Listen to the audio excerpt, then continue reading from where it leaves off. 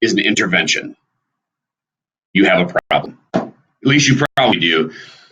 I sit here and talk to real estate professionals all day and keep hearing the same thing, that even though we all know in our head that working a database of your sphere of influence and past clients is the number one proven, researched, most effective and lowest cost way to lay a foundation for a successful real estate business, even though everybody pretty much knows that, we're not doing it. And so I'm hoping that if I can shed a little bit more perspective on maybe why, or to help show you the importance or how easy it really is, I'm hoping we can break that pattern. So this is an intervention. Why don't you typically work your database? I hear a lot of different reasons, but they fall under primary ones.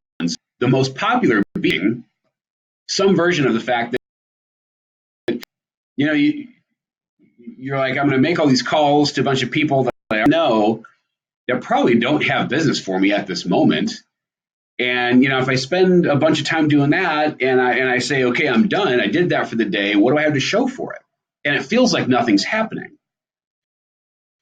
We live in this instant gratification world where if we go and we do input, we want output now. And working your database usually doesn't do that. What does? Well, pretty much everything else, at least in theory. If you want to go out and go, do something with leads and go and grab business. Right. So I went and I spent a few hours looking for business and I got something. I got some kind of, I got an appointment, I got a referral, whatever. Right. And you think database, because it usually isn't just like a 1-1, like I called, I got a lead, The problem is, as you get into the habit of working in that way and neglecting your database, pretty soon you see lots of posts on Facebook with people with happy little sold signs on their houses that some other agent sold their house. And it's like a gut punch. And it's never too late to start. So I want to share with you something that's happened in real life that I think has a lot to do with how working your database will help you succeed. A long time ago, and I mean a really, really long time ago, like 10, 12,000 years ago, the way that humanity survived was to go out and hunt food. We had to go and kill a saber-toothed tiger or a woolly mammoth or something. And that was the way that we survived.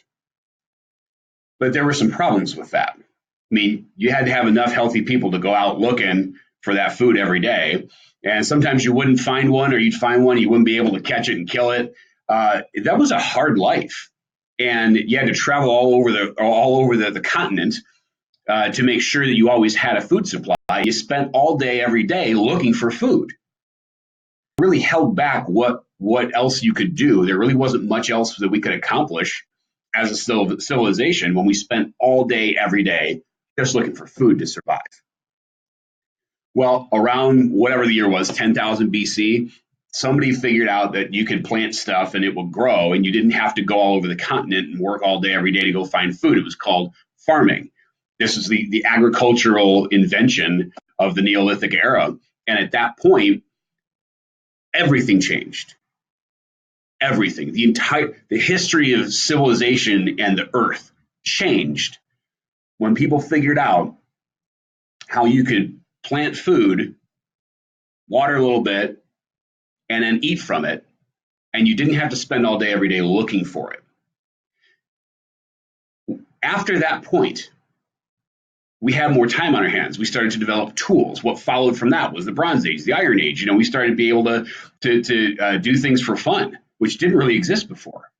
So everything changed because of that. Now, here's why I'm telling you that story. You and your little caveman lizard brain want to go out and hunt and kill and get the food right now, because that's exciting and it's fun and you get to see the reward right away. But what you're doing is every day when you leave home to go out for the hunt, you're walking right past a garden that is totally neglected, no fruit being born there, to go out and hunt and kill. But there's not always something to kill, and sometimes you go for it and you miss it. And on those days, or maybe it's weeks or months where you don't come back with food, that sucks. And ultimately you start to get discouraged with that and start thinking you got problems and you get down on yourself and it gets old and all this stuff. All the while the garden is sitting there going, please, please water me, feed me. So here's what I suggest you do. I'm not saying that all you have to do that all you do is water the garden. It's not an either or, it's both. Stop walking past the garden every day to go for a hunt, because all you've got to do is drop a little bit of water on that garden and keep going. You go hunt all you want if you just put a little bit of water on it. Here's what I mean. Let's take a pretty big number that a lot of people might think, um, I don't know if I could effectively work that many people in my database. So the number I'm gonna start with is 650. I don't hear a whole lot of people that have more than 650 people in their database, and so I think that should cover most of you that are watching this. If you take 650 people, we know from the research that the most effective thing you can do is get a live interaction with them, which is usually best done by a phone call. You can't see 650 people in person, so it's a phone call. And we know that the best practice in order to generate good conversion is to do that phone call once a quarter. And we know that there are 13 weeks in a quarter. So if you're going to call all 650 people over a period of 13 weeks, 650 divided by 13. How many is that per week? 50. If you're going to work 5 days a week and you got to call 50 people in that week, how many is that per day? It's 10 per day. Newsflash, they're not all going to pick up. You're going to leave on voicemails. You might talk to 5 of them live, maybe even fewer, some days more. But could you do that? Could you make 10 outbound phone calls per day before you go and hunt the saber-toothed tiger? Could you just get yourself to do that? If your database is half that size, the number is half that. It's only 5. Make 5 phone calls a day to people you know before you go and try to find the woolly mammoth. Well, what does that do? If you're running a systematic marketing campaign, this is actually the most time intensive part. The other things are going to be bulk emails and maybe direct mail or promotional items or things like that. The most time consuming and manual part is the phone call, and it's also the most effective. We know when you do this, even with the new revised lower numbers from the Millionaire Real Estate Agent Research, 6.23% conversion on that number. Well, 650 times 6.23%, that's 40 transactions.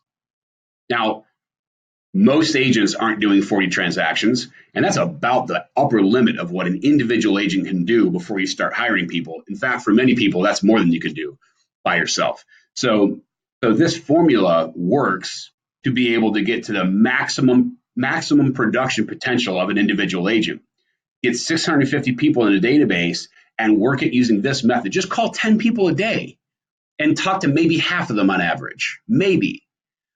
And by doing that and putting the other automated bulk marketing systems in place, you can get to the maximum agent potential, 10 phone calls a day. Will you just do that before you go out and hunt? Think back to the example about when civilization changed. Right now, if you're still walking past the garden and you're neglecting the farm to go out and hunt, you're like that caveman who's working too hard for his food. So what I'm telling you here in this intervention is evolve. Plant the seeds, water the garden just a little bit every day, and over time, watch how you can go and on any day where there's nothing coming out from the hunt, you can go pick some fruit and eat it. So I wish you luck. Get started today.